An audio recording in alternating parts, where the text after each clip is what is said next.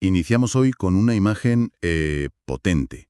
Una familia cuya historia atraviesa siglos, océanos, desde los valles vascos hasta, bueno, las capitales virreinales de América. Sí, Hablamos de una estirpe que acumuló títulos, condes, marqueses, incluso grandes de España, y que manejó, digamos, los resortes del poder como gobernadores, como altos mandos militares. exacto. Hoy nos vamos a adentrar en la compleja y fascinante saga de los Zabala. Exacto. Y con las fuentes que hemos podido reunir, vamos a rastrear sus orígenes vascos, cómo ascendieron, sobre todo durante la época borbónica, que fue clave. Ujú. Su presencia, que fue determinante en Hispanoamérica, hablamos de Perú, Argentina, Paraguay, Uruguay, y su actuación a veces, bueno, desde el bando menos contado en ciertas narrativas nacionales. Pienso en el combate de San Lorenzo, por ejemplo. Esa es nuestra indagación de hoy, desentrañar las múltiples caras de este linaje tan influyente, siguiendo el rastro que nos dejan los documentos. Empezamos este recorrido por su historia. Empezamos. Pues vayamos a las raíces. Las fuentes sitúan claramente el apellido Zabala en el norte de España, ¿verdad? Sobre todo País Vasco y Navarra. Sí, sí. Hay menciones a Durango, Elorrio, en Vizcaya, también Pamplona, en Navarra. Incluso he visto un Martín Gregorio de Zabala, que era impresor en Pamplona ya en el siglo XVII. O sea que estaban asentados desde mucho antes. Desde luego. Pero es fundamental situarnos a principios del XVIII. La Guerra de Sucesión española, bueno, termina con una nueva dinastía, los Borbones, con Felipe V. Y esto no fue solo un cambio de rey, ¿eh? No, claro. Fue una reorganización profunda del poder en la monarquía hispánica. Se abrieron puertas para lo que las fuentes llaman hombres nuevos. Hombres nuevos. ¿A qué se refiere exactamente ese término? Pues se refiere a individuos, a familias que venían mucho del norte peninsular, vascos, navarros, cántabros, y que no pertenecían necesariamente a la nobleza castellana más tradicional que había dominado la corte hasta entonces. Ah, vale. Demostraron lealtad a Felipe V en la guerra y, bueno, supieron aprovechar las nuevas estructuras de poder que los Borbones estaban creando. Entiendo. ¿Y cómo se materializaba ese ascenso? ¿Era solo cuestión de lealtad o había algo más? Era una combinación de factores, claro. Por un lado, las nuevas secretarías del despacho, que eran como ministerios más ágiles, con acceso directo al rey. Eso ofrecía una vía rápida. Ajá. Por otro, la carrera militar era fundamental, sobre todo en los nuevos cuerpos de élite, como las guardias reales, que eran una cantera de futuros líderes. Ya. Y, ojo, no hay que subestimar las redes de apoyo mutuo basadas en el origen común, lo que se conocía como paisanaje. El ayudarse entre paisanos, vamos. Eso es. Además, a menudo contaban con fortunas familiares ya hechas, muchas veces en el comercio con América. Ah. E incluso la compra de cargos, la llamada venalidad, pues era una práctica bastante extendida y, bueno, socialmente aceptada para acelerar la promoción. Y en ese contexto pues emerge una figura clave, Bruno Mauricio de Zabala, nacido en Durango, Vizcaya, en 1682. Un hombre que parece, no sé, sacado de una novela de aventuras, caballero de Calatrava con una carrera militar en Europa impresionante. Impresionante y muy dura, ¿eh? Las fuentes detallan su participación en campañas en Flandes, en Valencia. Incluso fue hecho prisionero y rescatado. Vaya, Y lo más impactante, sí, es que perdió un brazo en el sitio de Lérida durante la Guerra de Sucesión. perder un brazo en combate y seguir ascendiendo, eso sí que es determinación. Las fuentes dicen que ya en 1709 era brigadier de infantería. Sí, sí, un ascenso rápido. Tenía respaldo familiar además de sus méritos, o sea, venía de familia influyente. Sin duda. Su padre, Nicolás Ibáñez de Zabala, también fue militar y caballero de Calatrava. Pero ojo, antes había sido un comerciante de éxito en Indias. Ah, mira. Acumuló una fortuna considerable y eso le permitió comprar cargos importantes en el Virreinato del Perú y fundar un mayorazgo, ¿sabes?, para asegurar la herencia en la familia. Entiendo. Esa combinación de méritos propios y, bueno, una base económica y social sólida fue decisiva para Bruno Mauricio. Y con ese bagaje, Felipe V le encomienda una tarea crucial en América. Exacto. En 1716 lo nombra gobernador del Río de la Plata. Llega a Buenos Aires en 1717 con una misión prioritaria: contener la expansión portuguesa desde Brasil y también la presencia inglesa. Claro. Sobre todo, neutralizar la amenaza que suponía la Colonia do Sacramento, que era un enclave portugués justo enfrente de Buenos Aires. Un problema constante. Y de esa necesidad estratégica, pues, surge un hito fundamental. Precisamente, la fundación de Montevideo en 1726. Zabala vio clarísimo que necesitaba un puerto fortificado en la banda oriental para controlar el estuario del Plata. Lógico. Expulsó a una avanzadilla portuguesa que se había instalado allí y estableció las bases de la ciudad. Creó su primer cabildo, el gobierno local. Y es curioso eso que apuntan algunas fuentes, ¿no?, sobre los barcos negreros ingleses en la flota que usó. Sí, es un detalle interesante. Mencionan al Saint Quintín, por ejemplo, una muestra de las complejas relaciones comerciales y políticas de la época, incluso entre potencias que eran rivales. Gobernó casi 20 años, que es muchísimo para la época. Y murió en activo, ¿verdad? Así es. Murió en 1736, navegando por el río Paraná, cerca de Santa Lucía, en la actual provincia argentina de Corrientes. Fíjate, ya lo habían nombrado presidente y capitán general de Chile, pero falleció antes de asumir el cargo. Vaya. Y hablando de su figura, hay una anécdota curiosísima que recogen las fuentes sobre un supuesto retrato suyo que circula por ahí. Ah, sí, cuenta. Pues parece que el famoso coleccionista uruguayo Andrés Lamas compró uno que resultó ser falso. Era una copia retocada de una pintura de los Tres Mosqueteros hecha por un pintor italiano. No me digas. Sí. Y lo más gracioso es que esa imagen falsa es la que todavía hoy aparece en los envoltorios de unos caramelos muy conocidos en Uruguay, los caramelos Zabala. ¡Qué fuerte! O sea que la imagen popular es falsa. Totalmente. Curioso, ¿verdad? Pero la acción de Bruno Mauricio de Zabala no se limitó a la banda oriental, a Montevideo. Tuvo un papel absolutamente determinante en otro conflicto muy complejo de la época, las revueltas comuneras del Paraguay. Las revueltas comuneras suenan a algo importante, sí, pero ¿en qué consistían exactamente? ¿Contra quién se rebelaban? Fueron una serie de levantamientos intermitentes entre 1721 y 1735, más o menos. Enfrentaron principalmente a los colonos españoles y criollos de Asunción, muchos de ellos encomenderos. Es decir, los que tenían derecho a recibir tributo y trabajo de los indígenas. Exacto. Pues a ellos contra la Compañía de Jesús, contra los jesuitas.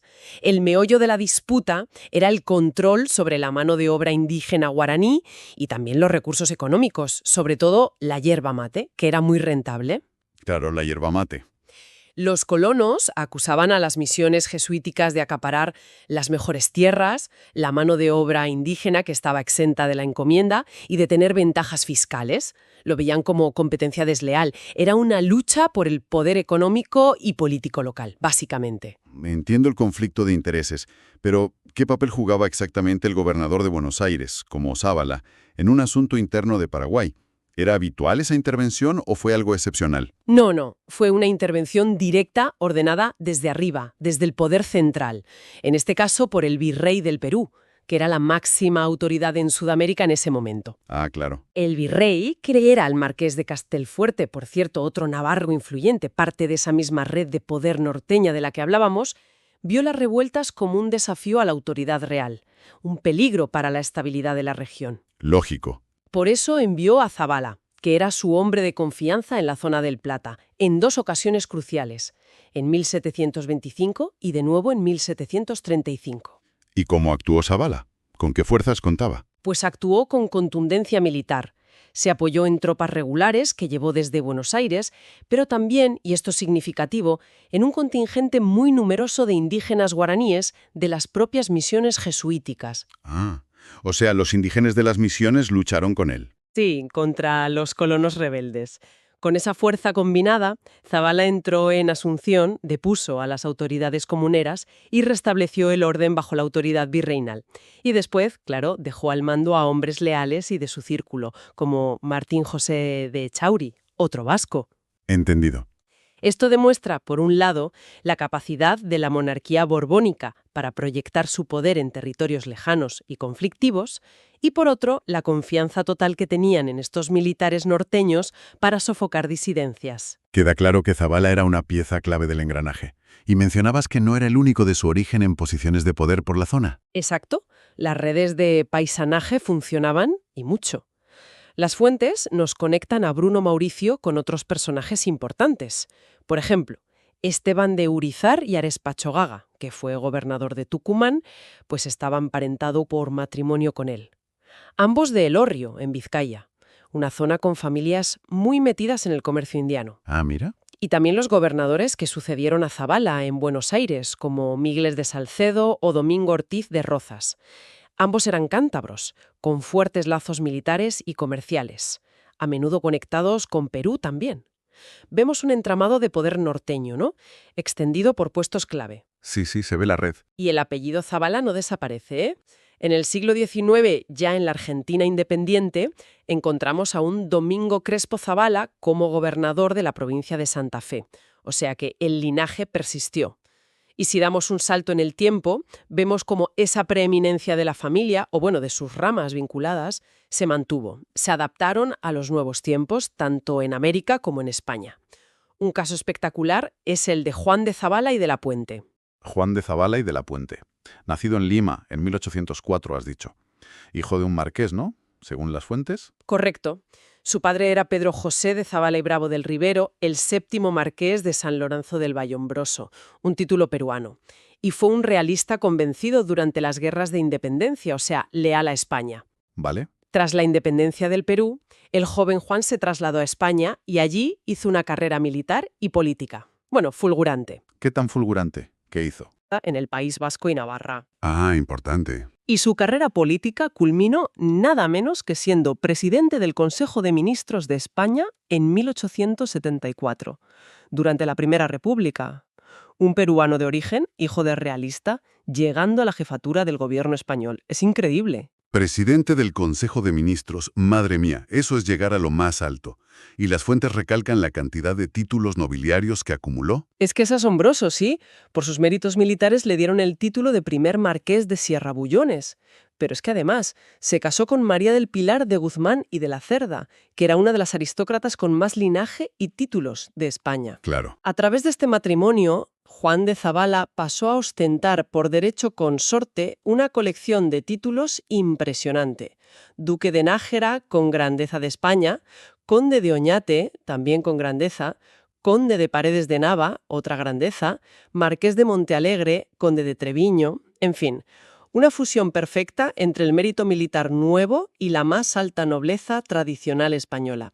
Consolidó a su rama familiar en la cúspide total. Fascinante, esa doble dimensión, ¿no? Americana de origen, española de destino y de poder. Pero mencionaste antes algo sobre lealtades divididas. ¿A qué te referías? Pues aquí viene un giro dramático que ilustra perfectamente las fracturas de la época. Mientras Juan triunfaba en España, su hermano, Toribio Zabala y de la Puente, eligió quedarse en el Perú ya independiente. Ah, También siguió la carrera militar, llegando a coronel del ejército peruano. ¿y qué pasó con él? Pues que en 1866, durante la Guerra Hispano-Sudamericana, cuando una escuadra española bombardeó el puerto del Callao, Toribio Zabala, junto a su propio hijo, combatió heroicamente defendiendo al Perú contra España. No puede ser. ¿Contra España? Sí, sí. Ambos fueron heridos gravemente en el combate, y Toribio murió a consecuencia de las heridas días después. Imagínate la escena. Dos hermanos, hijos del mismo marqués realista, uno convertido en grande de España y presidente del gobierno español, y el otro muriendo en combate contra España defendiendo la independencia peruana. Es tremendo. Un retrato brutal de cómo las lealtades familiares se quebraron y se redefinieron con las independencias. Una historia familiar que refleja la historia grande. Volvamos ahora atrás en el tiempo, a otro momento clave, pero esta vez en plena gesta independentista argentina. Un episodio fundacional, el combate de San Lorenzo, el 3 de febrero de 1813. Y aquí, de nuevo, encontramos a un Zabala como protagonista, pero en el bando realista. Efectivamente. Las fuentes describen una flotilla realista que subía por el río Paraná desde Montevideo. El objetivo era hostigar las costas controladas por los patriotas y, bueno, aprovisionarse. Y al mando de esa fuerza de desembarco realista iba el capitán de artillería, o comandante, las fuentes varían un poco, Juan Antonio Zabala. ¿Se sabe algo más de este Zabala realista? ¿Su perfil? Las crónicas de la época, por ejemplo las que recoge Bartolomé Mitre, lo describen como un vizcaíno testarudo, de rubia cabellera que a una estatura colosal reunía un valor probado. Otra vez, esa marca del origen vasco, ¿ves? Sí, sí. Vizcaíno testaruda. Al frente de su recién creado regimiento de granaderos a caballo, había ocultado a sus hombres tras los muros del convento de San Carlos Borromeo. La famosa carga sorpresa desde el convento. Exacto. Zabala intentó formar a sus hombres para resistir. Las fuentes dicen que trató de organizar una formación defensiva en Martillo, porque no le dio tiempo a formar el clásico cuadro de infantería. Pero la carga de la caballería patriota fue, bueno, arrolladora. Los granaderos, divididos en dos alas, rompieron las líneas realistas. Conocemos la heroicidad de los patriotas, claro, como el sargento Cabral salvando a San Martín cuando su caballo quedó aprisionado debajo de él. Pero, ¿qué fue del comandante realista, de Juan Antonio Zabala, después de la derrota? ¿Murió? ¿Fue capturado? ¿Qué pasó? Pues aquí viene un episodio que las fuentes coinciden en señalar como muy singular, casi caballeresco en medio de la guerra. Tras la derrota, con sus hombres dispersos y muchos heridos en los barcos, el propio Zabala se presentó ante San Martín. Se rindió sin más. No exactamente rendirse en el sentido de entregarse prisionero, se presentó para solicitar ayuda, víveres y asistencia para sus heridos. Ah, Y San Martín, en un gesto de hidalguía muy propio de los códigos de honor militares de la época, no solo accedió, sino que, según relatan varias fuentes, compartió un desayuno con Zabala, con el jefe enemigo al que acababa de derrotar. ¿de verdad compartieron desayuno después de la batalla? Suena casi novelesco. Pues parece que sí. Pero es que la historia no termina ahí, ojo.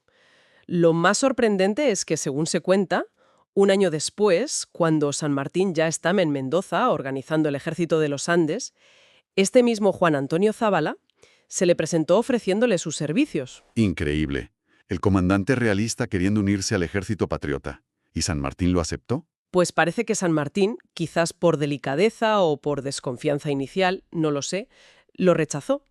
Pero las mismas fuentes indican que aún así le concedió una modesta pensión para que pudiera subsistir. Vaya. Un final realmente inesperado, ¿no? Que nos habla de esas complejas relaciones personales y los códigos de honor que podían coexistir incluso en medio de una guerra tan enconada como la de independencia. Desde luego. Eso sí, hay que recordar su papel histórico. Fue el comandante realista al que se enfrentaron San Martín y sus granaderos en su bautismo de fuego. Una figura clave de ese momento. En fin, hemos viajado por siglos y continentes siguiendo la huella de los Zabala, desde sus orígenes vascos, su ascenso al calor del cambio dinástico borbónico, Sí, su papel crucial gobernando territorios estratégicos en Sudamérica, como el Río de la Plata y Paraguay, su espectacular consolidación en la élite nobiliaria de España y Perú, con condados, marquesados, grandezas de España, todo eso, sí, casi nada, sí. hasta su presencia como oficiales leales al rey en batallas icónicas como San Lorenzo. Una familia que es en sí misma un reflejo de la complejidad, de las transformaciones y también de las fracturas del Imperio español. Totalmente. Yo creo que lo realmente revelador de los Zabala, tal como lo hemos visto en las fuentes, es cómo personifican varias claves del poder hispánico y su evolución. ¿Cómo cuáles, por ejemplo? Pues primero, esa capacidad de adaptación a los nuevos tiempos borbónicos, ¿no? Aprovechando las oportunidades que ofrecía la nueva administración. Segundo, el uso estratégico y constante de las redes familiares y de paisanaje. Eso fue un motor de ascenso y consolidación del poder a ambos lados del Atlántico. Clarísimo. Sí, se ve muy claro. Tercero, la íntima conexión entre la carrera militar, el servicio en el gobierno virreinal y la acumulación de riqueza, que a menudo venía de América. Ajá. Y finalmente, pues la inevitable fractura de lealtades y los destinos tan divergentes que la era de las independencias impuso incluso dentro de una misma familia, como vimos con los hermanos Zabala y de la Puente. Es verdad. Y llegamos a nuestra reflexión final. La historia de una familia como los Zabala, que navega entre lealtades, ambiciones, identidades, a través del océano durante siglos de cambios profundos. Como desafía quizá las narrativas a veces un poco simplificadas que manejamos sobre lo que fue el imperio, sobre cómo nacieron las naciones o qué significó la independencia. Buena pregunta. ¿Qué otras sagas familiares, quizás hoy menos recordadas, tejieron de manera similar esa intrincada tela de la historia hispanoamericana, dejando su marca desde, no sé, los salones virreinales hasta los campos de batalla? Seguro que muchas. Sin duda, una puerta abierta a futuras exploraciones.